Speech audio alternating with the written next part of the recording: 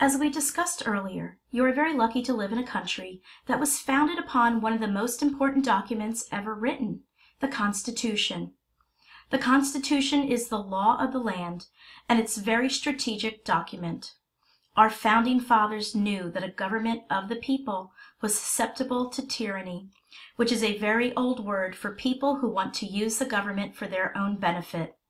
They worked very hard to make sure the government could withstand attempts of tyranny with three co-equal branches and those checks and balances. What are checks and balances? A system that prevents any one branch from becoming too powerful. The executive branch can veto bills from the legislative branch, but the legislative branch with enough votes can override the veto. Members of the Supreme Court are appointed for life by the President and approved by Congress, but the Supreme Court can declare Congress's laws unconstitutional. Now you may be wondering how a document created over 200 years ago could still be relevant. When they wrote it, there were no cars, telephones, airplanes, or public schools as we know them today. They didn't even have refrigerators. How could those laws from the past still apply today? The Constitution was written to allow for those differences, and it has changed over the years to reflect changes in thought or daily life. By using amendments, Congress and the people can make necessary adjustments. In 1869, the 15th Amendment granted African American men the right to vote. Until 1920, women were still not allowed to vote. It wasn't until August 18, 1920, that the 19th Amendment gave women the right to vote. Up until then, that right was reserved only for men. One important step in being a great citizen and training your government is to understand the laws of the land. Now we know what you're thinking. The Constitution looks a little hard to read, and that's true. But have no fear. There are books and websites that translate it to modern, everyday language with explanations. Some even use great pictures. You may also be interested in the 26th Amendment, approved in 1971, which lowered the minimum age to vote from 21 years old to 18 years old. That means you can cast your first vote at 18 years old. This is very important, as there are countries where no elections are ever held. That's right, some countries have no elections. Some try to appear to hold fair and free elections, even though there is only one candidate. And some have elections, but make it almost impossible for many people to vote. You're lucky. Make it a point to never miss an election, whether it's for President of the United States or town dog catcher. Remember to vote. Use your voice. By now you know how to find accurate information. You know all about parties, and you know the value of respectful debate, especially when it's about politics and religion. That's great. Now you have to learn how to use your voice. First, let's see what some pretty wise voices had to say about the importance of that voice. Speak softly, but carry a big stick. Theodore Roosevelt. This isn't actually about carrying a stick. It's about knowing the issue and being respectful, but knowing when to be tough. The stick represents your power. Above all, tell the truth. Grover Cleveland. This one is pretty self-explanatory. You can never get all of the facts from just one newspaper, and unless you have all the facts, you cannot make proper judgments about what is going on. Harry S. Truman. This means you should always use multiple sources and understand different points of view. Liberty without learning is always in peril, and learning without liberty is always in vain. John F. Kennedy. Let us not forget that government is ourselves and not an alien power over us. The ultimate rulers of our democracy are not a president, senators, and congressmen and government officials, but the voters of this country. Franklin D. Roosevelt. Change will not come if we wait for some other person or some other time. We are the ones we've been waiting for. We are the change that we seek. Barack Obama. As you can see, democracy is a participatory form of government, which means we must all participate in order for it to be its best. All too often, people proudly declare that they don't follow politics. Some offer excuses, Some say they don't care. Some don't believe their opinion matters. Here are some of the most common excuses from real people that we spoke with. Nobody listens anyway. They pretend to listen, and then they just do whatever helps them and their own families. You can't fight City Hall. People always try, but in the end, the people with power and authority always win. I don't have time. I have kids, a job, bills, and older parents I take care of. Every time I support a candidate, they end up lying or breaking their promises. When I call the office, I can never speak with my representative. I am so sick of hearing them attack their opponents, and I'm really tired of hearing their commercials over and over. It never ends. As members of the next generation, make it your job to do everything possible to preserve our democracy. That means using your well-informed voice. Need suggestions? Look no farther. Call your elected or government officials to ask questions or to comment on current events. Send a letter or an email to your elected or government officials presenting your point of view. Make an appointment to meet your elected or government officials. Share your thoughts and any concerns. Arrive prepared. Discuss current events with your family and friends. Be prepared. Some may only read headlines or watch one network. You'll be able to tell. Attend meetings to see how government actually works and speak during the public portion. Write a compelling letter to the editor of your local newspaper about a current event that you feel strongly about. As soon as you turn 18 years old, register and vote in your first election. Then vote in every election after that, and remind others to vote. The most important part of using your voice will shock you. It has nothing to do with speaking, meeting, writing, or calling. In fact, the thing that most prepares you for using your voice is listening. Remember, you don't learn from speaking, you learn from listening. You may not agree with what others say, but there are always things you can learn. Don't avoid speaking to people who have different points of view. Big mistake. It's almost always impossible to learn from someone who feels just like you. When you do speak to someone who has a different point of view, there's never a reason for the discussion to get heated. If you feel that the person you're speaking to is getting angry, respectfully end the conversation. Agree to disagree. The goal of a discussion or debate with someone who has a different point of view shouldn't be convincing the other person to think like you do. Most of the time, that won't happen. Be happy to simply give the other person something a little different to consider. When you do speak, however, follow these rules. When you use your voice, stay calm. Depending upon the topic, people can often get very emotional. It's hard to sound truly intelligent if you let emotions get in the way. Stick to the topic. Sometimes when people feel they are losing the debate, they start veering off topic. If you do this, it's a sign that you aren't prepared or well-versed about the issue. Don't interrupt. Yep, that one sounds simple, but guess what? As soon as someone gets into a conversation they are passionate about, manners often go out the window. Force yourself to listen to the other person, waiting for pauses before speaking. Never under any circumstances make fun of someone or their opinion. Not only is it mean, you will lose your credibility. Remember, you don't have to agree, but you do have to be respectful. Warning: you may hear terms like fake news, bias, and alternative facts. It's important as a constituent and future voter that you understand what these terms mean. Fake news implies that a news organization has purposely lied. While it's true that mistakes can be made, very rarely are they made on purpose. And when they are made, they are retracted.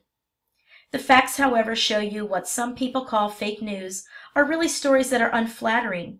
As a consumer of news, you must be able to tell the difference between bias and fake news. Bias is when a story is told from a specific point of view, instead of objectively. Some organizations tell us all of their stories through bias. Fake news, however, is usually reserved for tabloid magazines near the grocery store cash registers. Your best bet is to fact-check and use multiple sources and common sense. As for alternative facts, facts are facts. Facts are true. Alternative facts are lies. Period. Chapter 6. Rules for your representative. In a government that is by the people, for the people, and of the people have tremendous power when they use it. The key words, when they use it. For quite some time, though, the people haven't been paying attention. When they do pay attention, the people can do amazing things. Remember, we the people outnumber the elected officials. Look at the numbers. United States, 330 million people, 545 people in 3 branches. New Jersey has 9 million people, 128 people in the 3 branches. California, 39 million, with 128 people in the 3 branches. Connecticut, 3,500,000, with 195 people in the 3 branches. Texas, 28 million, with 191 people in the 3 branches. Pennsylvania, 13 million, with 261 people in the 3 branches. What's up with Washington, D.C.? Washington, D.C. is not one of the 50 states, but it is our nation's capital. Congress established the federal district from land belonging to Maryland and Virginia in 1790. Basically, our founding fathers worried that if the capital was a state, members of the government would treat it differently. They felt so strongly about it that it's in the Constitution, Article 1, Section 8, Clause 17. But wait, if Washington, D.C. isn't a state, what does that mean? For starters, the residents of WDC aren't thrilled about the situation. They have no governor or senators, and its one representative has no vote in the House. It wasn't until 1961 that the 23rd Amendment granted the district 3 electoral college votes, equal to that of the smallest state. So residents can vote for president, their 1 representative, mayor, and council, but their member of the House of Representatives cannot vote. It's not because they don't have enough people to become a state, as they have more people than some states. And it's not because they don't pay taxes. They actually pay more than every other state. Unless they become a state, however, the situation will stay the same. If you have ever had a chance to visit Washington, D.C., check out their license plates. Taxation without representation. A deal they can't refuse. For so long, voters have had enormous power, but didn't realize how powerful they actually were. Now it's time to start responsibly wielding power and to accept the responsibilities and the rights of citizenship. And it's time to recognize that our elected, appointed, and government officials work for us and should support our best interest. Perhaps it's time to offer them a deal they can't refuse. Training the government requires knowing what motivates them and what makes them listen. We have to figure out exactly what we want and what we'll offer. The offer part is easy. Voters can offer their votes. Politicians also need help to spread their message, whether it's about getting elected or supporting their bills. Participation is another motivator. Whether it's knocking on doors or making phone calls, they can always use volunteers. And of course we know that they need campaign donations to continue to run for re-election. So how we donate and how the groups we belong to donate can be a motivator. Social media for the greater good. Serving as an elected, appointed, or government official is an amazing honor. The people who hold these positions, however, should be held to a higher standard. As a future voter, you should decide what you will expect from the people you elect. If you were to speak to all of the people who complain about the government, you would get a lot of suggestions. Everyone has their own ideas about what would make government better. Most of these ideas, however, are partisan, meaning they support one party's ideas, either Democrat or Republican. But what if you forgot about the issue of party and simply focused on behavior? What if every voter could use a list of behaviors to measure their candidates? Now you probably have some questions. How exactly would you let candidates know about the list? How would you know if they were following the suggestions on the list? What could voters do if candidates ignored the list? Those are great questions. The technology that allows people to share silly things like what they had for breakfast can also be used for important things. What if social media were used for the greater good? What if, rather than spending countless hours liking things and posting selfies, people collectively kept tabs on elected officials and shared that information? What if the absolute longest online streaks were for sharing political information? Sounds like a lot of work? It wouldn't feel like a full-time job if the work was split between a few 100 million people. But there's still the last question. What could voters do when some candidates violated the list? That's easy. Don't give them your very valuable vote. And if sadly there are no candidates that follow the list, once elected, follow the candidate. Use your social media to share what they're doing. Like the free press, shine your own daylight. The possibilities.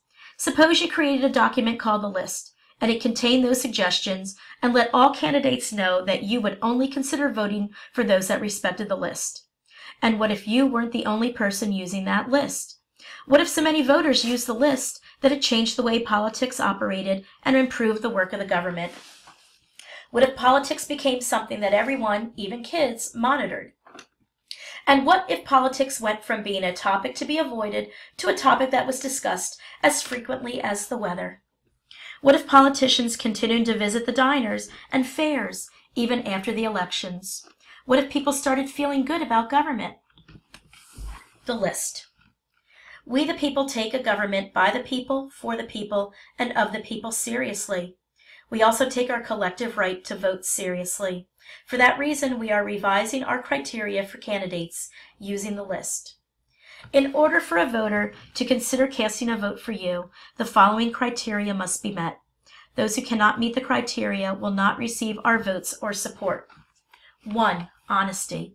When it comes to telling the truth, we expect no more from you than that which is expected of small children. Tell the truth, all of the time.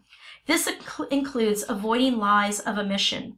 Don't try to be cute or clever, and if you don't know the answer, "I'm not sure," is completely acceptable. If you choose to lie because lying is a choice, your lies will be shared with all voters and violates the list. For clarification, this is a biggie. 2. Transparency. There should be no secret meetings or deals. Transparent means we should be able to see what's happening. Failure to behave in a transparent manner leads people to believe you are up to no good. If you have nothing to hide, this shouldn't be a problem. Also a biggie. 3. Communication. We all know that candidates are easy to find during the campaign season, but will you be accessible once you are elected? To be considered for a vote, candidates must agree to be available to respond to the needs of those you're elected to serve.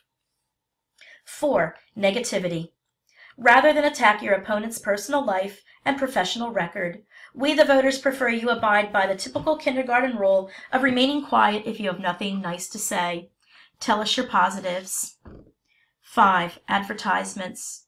Your advertisements should be suitable for all viewers, honest and transparent.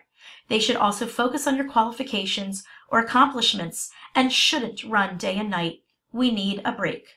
Signed, the people. Campaign ideas from around the world. In the United States in 2012, only 53.6% of the registered voters showed up at the polls and cast a vote in the presidential election. That's just a little more than half of all the citizens who could have and should have voted. In case you're thinking that's just human nature, think again. Then use that smartphone or tablet and find out what's happening around the world. According to Business Insider, in Switzerland, all voters receive a ballot by mail ahead of Election Day. Anyone can vote by mail for any reason. In Sweden, people are automatically registered to vote. Countries like Finland, Iceland, Luxembourg, and New Zealand hold elections on Saturday and Sunday to maximize turnout. India has made Election Day a national holiday that grants public and private workers the day off. Belgium isn't the only country where voting is mandatory. There are roughly 24 in total, and they have the highest voter turnout. Australia lets people vote anywhere, at any location in their state. In a country built on democracy, ask yourself if we are doing everything we can do to increase voter participation. How to get more people to vote. Our democracy defines our people and our country. So does why so many people skip the polls on Election Day and fail to vote. Some people think their vote doesn't matter or that there are no good candidates. Unfortunately, democracy doesn't work that way. In fact, it only works when people pay attention, talk about it, vote, and even peacefully protest. The other reason is because we make it hard for many voters with things like rigid voter ID laws and elections held on Tuesday. While getting rid of the Electoral College takes a very complicated constitutional amendment, improving voter outcomes simply requires laws.